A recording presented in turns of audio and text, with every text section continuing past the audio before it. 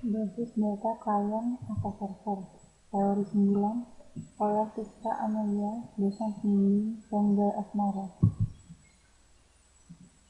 Pokok bahasan: pendahuluan, arsitektur klien server, dan pengaksesan query pada basis data klien server.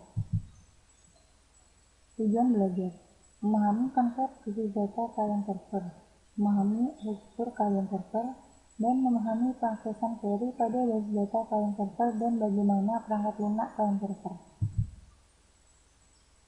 Pendahuluan, aplikasi basis data terdistribusi dikembangkan dalam bentuk arsitektur klien server. Teknologi klien server berkembang secara cepat sebagai teknologi lanjut. Pada beberapa waktu yang lalu, sangat sulit memprediksikan situasi saat ini teknologi klien server yang terjadi saat ini. Hal ini sama sulitnya dengan memprediksi teknologi untuk beberapa tahun ke depan. Beberapa faktor yang berpengaruh pada fungsi klien atau server atau keduanya melibatkan perangkat keras dan perangkat lunak, protokol network, teknologi laluan, dan komunikasi. Penurunan biaya dari beberapa faktor tersebut menyebabkan semakin besar kemungkinan punya sistem yang kuat. Arsitektur klien server. Saat ini, arsitektur klien server yang banyak digunakan dalam industri disebut two-tier arsitektur. Pada arsitektur ini, server mengirim data dan klien mengakses data. Server memainkan peranan yang dominan pada arsitektur ini. Keuntungan sistem ini adalah kesederhanaan dan kompatibilitas dengan sistem yang legal.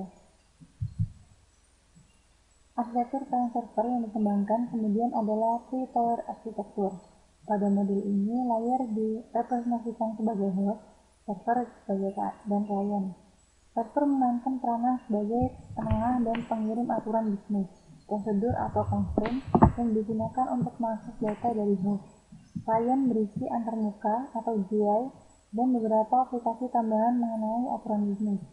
Kemudian server bertindak sebagai conduit of passing, memproses data dari host ke klien, di mana kemudian diproses atau difilter dan dipresentasikan ke pemakai dalam format GUI. Antarmuka pemakai atau GUI, aturan, dan pengaksesan data bertindak sebagai three-tier. Klien biasanya dihubungkan ke server melalui LAN dan server dihubungkan ke host melalui WAN. Klien juga dapat melakukan remote yang dihubungkan ke server melalui WAN juga. Sistem ini sangat cocok untuk perusahaan besar di mana basis data terpusat dapat disimpan dalam host dan biaya pengulangan LAN dan WAN dapat diatur dan dioptimalisasi menggunakan teknologi yang baru untuk setiap bagian yang berbeda dalam organisasi. Pengaksesan query pada basis data klien server. Setiap klien harus menggunakan query SQL yang tepat dan menyediakan antarmuka pemakai dan fungsi antarmuka untuk bahasa pemrograman.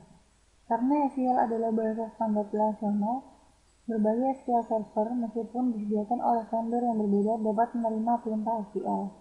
Klien juga merujuk pada data dictionary yang di dalamnya terdapat informasi pada data distribusi di antara server SQL yang berbeda, sebagai modul yang dikomposisi query global ke dalam sejumlah query lokal yang dapat dieksekusi pada berbagai tempat.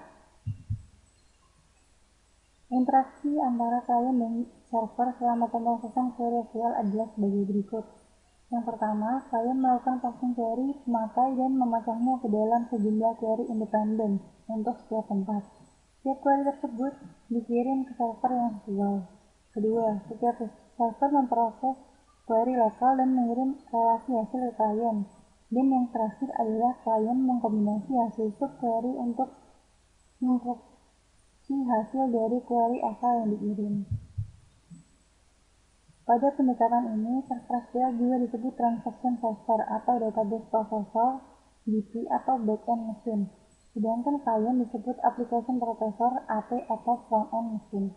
Interaksi antara klien dan server ditentukan oleh pemakai pada level klien atau melalui modul khusus pada DBMS klien yang merupakan bagian dari paket DBMS. Dalam DBMS yang banyak digunakan, model perangkat lunak dibagi ke dalam 3 level, yaitu perangkat lunak server bertanggung jawab pada manajemen data lokal, kebanyakan sama dengan perangkat lunak DBMS. Perangkat lunak klien bertanggung jawab untuk fungsi distribusi, mengakses informasi distribusi data dari katalog DBMS, dan memproses semua permintaan yang membutuhkan akses ke lebih dari satu tempat. Hal ini juga ditangani semua antarmuka user. Perangkat lunak komunikasi biasanya dihubungkan dengan sistem lokasi terdistribusi, menyediakan primitif komunikasi yang digunakan oleh klien untuk mengirim perintah dan data ke tempat yang berbeda sesuai kebutuhan. Hal ini bukan bagian yang terpenting dalam DBDNS, tetapi menyediakan primitif komunikasi dan pelayanan yang esensial. Klien bertanggung jawab untuk membangkitkan eksekusi terdistribusi untuk beberapa tempat server suatu query atau transaksi dan data melakukan supervisi eksekusi terdistribusi dengan mengirim perintah ke server. Perintah ini termasuk query lokal dan transaksi yang dieksekusi selain perintah untuk mengirim data ke klien atau server lain. Satu fungsi yang mungkin dari klien adalah menyembunyikan detail distribusi data dari pemakai, yang memungkinkan pemakai menulis query global dan transaksi seperti basis data yang terpusat, tanpa harus menentukan tempat di mana data dirujuk dalam query atau transaksi berada. Properti ini disebut distribution transparency. Beberapa DBDNS tidak melakukan distribution transparency sehingga pemakai harus berhati-hati terhadap distribusi data secara detail. Ringkasan, konsep arsitektur klien server berhubungan dengan basis data terdistribusi. Arsitektur klien server yang dikembangkan saat ini menggunakan three-tier arsitektur di mana terdapat 3 komponen utama yaitu host, server, dan klien. Pengaksesan query dilakukan dengan cara klien melakukan permintaan query dengan mengirim subquery ke beberapa tempat server, dan setelah server mengirim hasilnya klien mengkombinasikan hasil subquery ke query asal. Modul perangkat lunak yang terdapat pada DBDNS dapat dibagi dalam 3 level, yaitu perancangan perangkat lunak server, klien, dan komunikasi. Kemudian, saya akan menjawab latihan soal pada bab ini. Soal pertama, apa yang dimaksud dengan sistem klien server? Klien server adalah sebuah arsitektur jaringan yang memisahkan klien dengan server. Masing-masing klien dapat meminta data aggregasi dari server. Yang kedua, apa perbedaan konsep arsitektur klien server yang ada sekarang dengan arsitektur sistem terdistribusi? Konsep arsitektur klien server yang ada sekarang adalah pada arsitektur ini. Server mengirim data dan klien masuk data. Server memainkan peranan yang dominan pada arsitektur ini. Keuntungan sistem ini adalah kesederhanaan dan kompatibilitas dengan sistem yang legal. Sedangkan pada konsep arsitektur terdistribusi, sistem dianggap sebagai suatu set layanan yang disediakan untuk klien. Server dan klien diperlakukan berbeda. Kemudian nomor 3, sebutkan bagaimana tugasnya server dan server pada three-tier arsitektur. Server memainkan peranan sebagai penengah dengan mengirim aturan bisnis, prosedur, dan constraint yang digunakan untuk mengakses data dari host. Klien mengisi antarmuka GUI dan beberapa aplikasi tambahan mengenai aturan bisnis.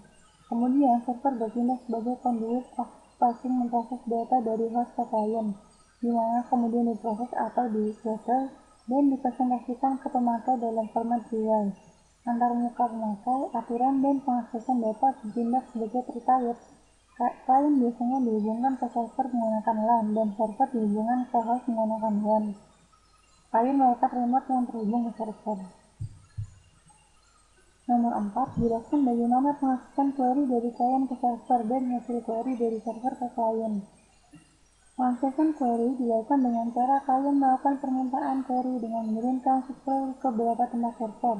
Dan setelah server mengirimkan hasilnya ke klien mengkombinasikan hasil subquery ke query asal. Nomor 5, perangkat lunak apa saja yang diperlukan pada sistem klien server? Jawab. Pertama, perangkat lunak server bertanggung jawab pada manajemen data lokal, kebanyakan sama dengan perangkat lunak DNS.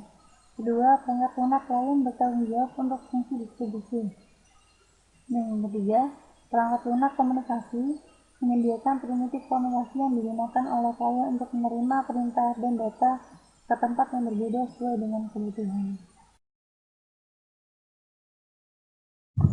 Terima kasih telah melihat video yang saya buat. Semoga video ini dapat bermanfaat bagi Anda.